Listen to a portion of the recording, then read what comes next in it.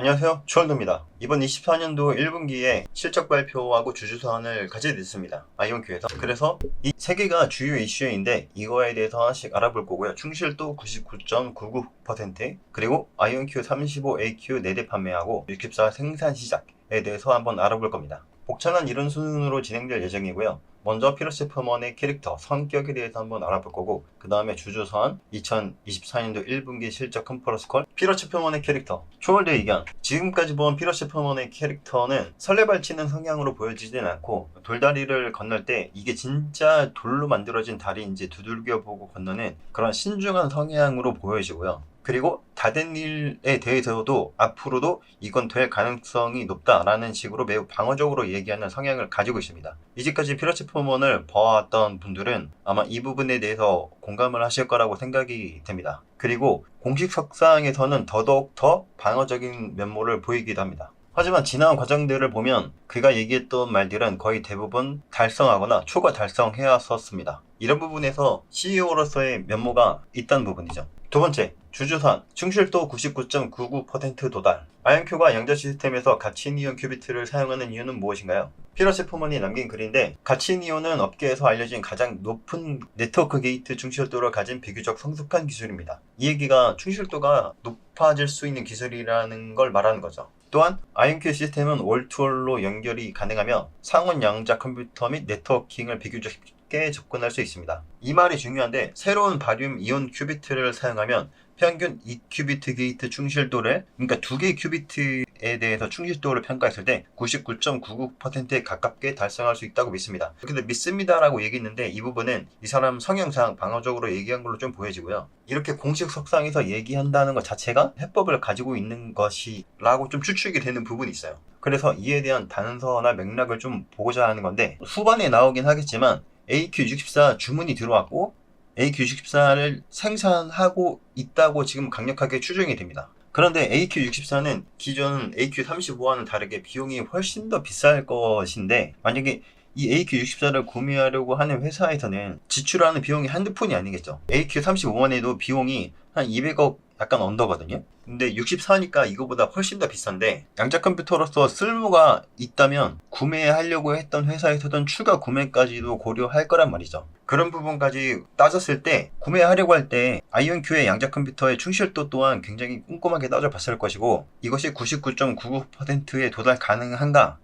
라는 거에 대해서도 한 번쯤 검토해보고 들어갔을 거라고 보여지고요. 그랬을 때 그 회사가 봤을 때 납득이 어느 정도 가능하다라는 생각이 있었기 때문에 구매가 들어온 게 아닌가 라고 좀 보여집니다. 후반에 말씀을 드릴 거긴 한데, 이 부분은 아직 부킹으로 잡힌 건 아니지만 아이온큐 내부 측에서는 이건 판매하는 것이다 라고 내부적으로 확정을 거의 하고 있는 것 같아요. 단서 두 번째는 아까 전에 얘기했듯이 피터 체프먼의 캐릭터에 대한 얘기이고, 되게 보수적인 사람이기 때문에 이런 것을 공식적인 석상에서 말한다는 것 자체가 99.99%에 대한 충실도에 대해서 어느 정도 해법을 갖고 있기 때문에 얘기하는 것이 아닌가로 좀 추측이 됩니다. 만약에 이것을 잡았다고 한다면 물리적으로 오류가 있었던 부분에 대해서 해결했다는 얘기가 되는 것이고, 이러면 당연히 양자 컴퓨터에서는 양자 컴퓨터의 본격적인 상용화에 돌입했다라고 볼 수가 있습니다. 하지만 주의할 것이 뭐냐면, 앞으로 제가 만든 영상에서도 나올 내용이긴 하지만 양자 컴퓨터에서 이런 충실도만 높다고 해서 모든 게 끝나는 것은 아니고요. 아이온큐에서 개발하고 있는 양자 컴퓨터, 그러니까 전체적인 양자 컴퓨터가 판매되고 이게 사용이 되려면 기술적인 부분, 그러니까 충실도만 높다고 판매되고 기업이 성장한 건 아니고 굉장히 다양한 부분이 한꺼번에 이루어져야 된다는 것이죠. 그런 부분을 피러스 포먼은 강조하고 있고요.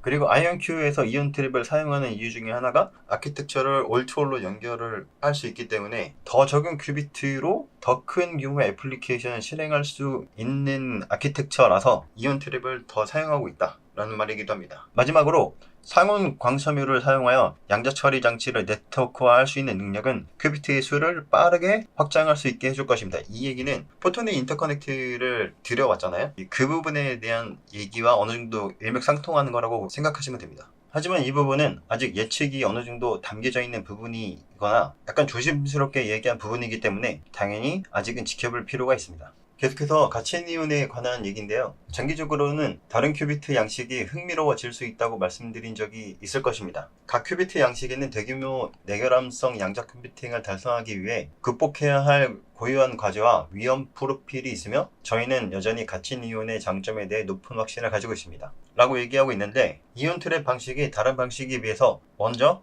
양적 컴퓨터의 선도적인 위치를 가져갈 수 있다 라고 얘기하는 것으로 보여지고, 일단 충실도 면에서 먼저 선점 우위를 가져갈 수 있을 것이다 라고 그렇게 풀이가 돼요, 이 얘기에 대해서. 그리고 IonQ는 시간이 지남에 따라서 다른 큐비트의 양식의 진행 상황을 계속 모니터링 할 것이고 계속 주시할 것이다 이렇게 얘기하고 있는데, 이 얘기는 다른 회사가 IonQ보다 좀 더 괜찮은 기술을 가지고 있다거나 더 치고 나간다고 하면 해당 기술을 답사하거나 또는 할 수 있다고 하면 인수하는 방식을 통해서 그 회사를 인수할 것이다 라는 내용이 내포되어 있다고 보여집니다. 그리고 우리는 이 경주에서 최고의 말을 타고 있는가? 라는 질문을 계속 던질 것이고, IonQ 내부적으로는 이 질문에 대해서는 항상 그렇다 라는 답을 하고 있다고 합니다. 구독, 좋아요 부탁드려요. 눌러주신 분들 초월대적으로 감사드리고요. 시청만 해주셔도 감사합니다. 일반 사람들이 흔히 착각하는 오해들에 대해서 좀 적어놓은 것들인데요. 퀀텀 시장은 언제쯤 활성화될까? 에 대한 건데, 양자 산업 내에는 두 가지 진영이 있는데, 어떤 사람들은 양자에서 유용한 작업을 수행하려면 수백만 개로 추정되는 내결함성 큐비트가 필요할 것이다 라고 생각하고 있고, 이것은 수년이 더 필요하다, 양자 컴퓨터가 개발되기 위해선. 그래서 이런 수백만 개로 추정되는 내결함성 큐비트가 필요하다라는 오해를 하고 있는데, 하지만 IonQ나 기타 IonQ 같은 다른 회사들에서는 잡음이 어느 정도 많은 중간 규모의 양자를 가지고서 애플리케이션을 구축할 수 있다라고 생각하고 있고요. 그래서 고품질의 게이트 충실도가 필요하다라고 얘기하고 있습니다. 이 얘기는 큐비트를 엄청 많이 만들어서 그거를 가지고 더 충실도를 높이는 방식이 아니고, 중간 정도의 큐비트를 가지고 더 충실도를 높여서 이걸로 애플리케이션을 구축하겠다라는 얘기가 되는 거죠. 그래서 이걸로도 충분히 상업적 이점을 제공할 수 있다라고 얘기하고 있는 겁니다. IonQ는 이온 트랩 시스템을 사용하고 있기 때문에 다른 방식을 사용하고 있는 회사들보다는 이온 트랩 방식 자체가 자연적으로 높은 충실도를 가지고 있기 때문에 단기적으로는 이점이 있다라고 이렇게 얘기하고 있습니다. 이 얘기를 좀 풀이해보자면, 다른 방식보다 이온 트랩이 충실도 99.99%에 먼저 도달할 가능성이 높다라고 해석할 수 있는 부분입니다. 그리고 이에 대한 반증이 뭐냐면, 예전에는 NISQ, 그러니까 잡음이 많은 중간 규모 양자를 가지고서 애플리케이션을 만드는 게 가능하냐라고, 이런 건 불가능하다 얘기했었는데, 지금 몇 년 전에 불가능하다고 얘기했던 회사들마저도 시간이 지나서 현재는 이게 가능하구나 라고서 인정을 하고 이쪽으로 계속 넘어오고 있다라고 지금 피러스 표먼이 얘기하고 있는 것입니다. 그리고 IonQ의 상당한 현금 포지션과 초기 판매로 얻은 현금을 활용해서 내결함성 시스템을 향한 추가 개발 자금을 마련할 수 있습니다. 이 얘기는 양자 컴퓨터를 계속 판매하면서 추가로 양자 컴퓨터를 개발하기 위한 자금을 마련할 수 있다는 뜻이기도 하고요. 가치니온이 확장할 수 있는 경로가 있나요? 라는 질문이 있는데, 이거에 대한 답변으로는 멀티코어 프로세싱과 포토닉 인터커넥트 같은 기술을 통해 시스템의 큐비트 수를 확장할 계획에 대해서도 자세하게 공유했습니다. 지난 분기에는 포토닉 인터커넥트 기술 시연을 위한 첫 번째 중요한 단계를 발표했으며, 올해 내내 다른 시연이 계획되어 있습니다. 이 얘기는 쉽게 말해서 포토닉 인터커넥트를 확장하고 있다라는 얘기예요. 그래서 멀티코어 프로세싱은 약간 조금 포토닉 인터커넥트랑 결이 살짝 다른 얘기긴 한데, 동시에 여러 개가 실행된다 이렇게 생각하시면 좀 더 편합니다. 그리고 폼팩터 개선과 큐비트 수 증가라는 두 가지 측면에서 IonQ의 확장 가능성은 분명하다고 생각합니다. 계속 개발하고 있다는 얘기고요. 가치니온은 향후 대규모 애플리케이션을 처리할 수 있을 만큼 빠를까? 라는 질문이 있을 수 있는데, 현재 양자 애플리케이션의 규모가 아직은 크지 않기 때문에 게이트 속도가 현재까지는 그렇게 중요하진 않아요. 아직은 그렇게 중요한 부분은 아니고,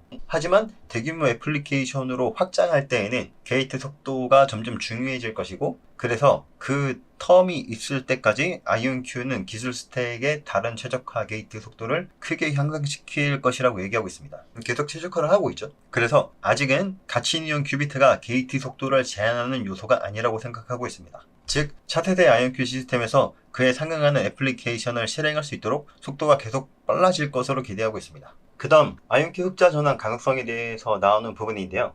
IonQ는 강력한 대처 대조표와 초기 고객에 대한 판매로 인한 희석되지 않은 현금 공급원에 접근할 수 있다는 이점이 있습니다. 이를 통해 조기에 현금 흐름을 흑자로 전환하고 장기적으로 투자를 지속할 수 있습니다. 얘기가 무슨 얘기냐면 아이언큐 같은 경우에 양자 컴퓨터를 판매하면서부터 매출이 계속 증가해 왔죠. 이번 실적 발표에서도 어닝콜에서도 매출이 상승했어요. 그렇기 때문에 아이언큐 자체는 현금이 지금 고갈이 일어나긴 하지만 그 고갈의 폭이 되게 소폭으로 일어나고 있기 때문에 크지 않기 때문에 계속 더 차기 양자 컴퓨터를 개발하는데 유리한 이점이 있다 라고 해석할 수 있는 거고요. 양자 컴퓨터 판매가 계속 일어나면 일어날수록 나중에는 흑자 전환까지도 생각해 볼 수 있다, 이런 내용입니다. 그리고 이 의견에 대해서 좀 생각을 해보면 이번 분기에서 비용 감소가 크지 않았다는 부분을 보면 어느 정도 납득이 가는 말로도 보여지고요. 제가 준비한 내용은 여기까지고요.